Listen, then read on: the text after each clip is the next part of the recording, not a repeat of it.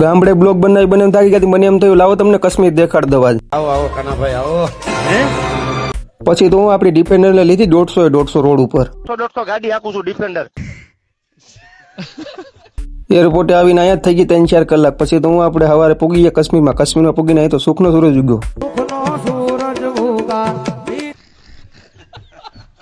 પછી તો હું આપણે કાશ્મીરમાં પૂગીને કરી લીધો સવારમાં નાસ્તો. નાસ્તો સ્વર્ગનો રસ્તો. અહીંથી હું નીચો પડું ને એટલે સીધો મહાદેવ પાસે. એટલે એ અહીંયા આવીને ખબર પડી કે પછી અહીંથી આ બધા દેશોના ભાગ પડે છે. ત્યાંથી આવી ગયા પછી આપણે મસ્ત મજાના ગામડામાં અહીંયા આવીને ખબર પડી અહીં તો ગધેડાઈ છે. રાજા શું અને એથી કોઈને પેટમાં દુખતું હોય તો તમે તમારે વહી આવજો. એટલે એ આ દેશ તો પૈસા વાળું લાગે. તો રોડ ઉપર રેલગાડી હાલ હે તો મોહબ્બત હે. પછી મસ્ત મજાનો બરફ પડતો. મિત્રો આજનો વિડીયો સુધી અમારો વિડીયો સારો લાગે લાઈક કોમેન્ટ શેર કરજો. પેજને ફોલો કરવાનું ભૂલતા નહીં.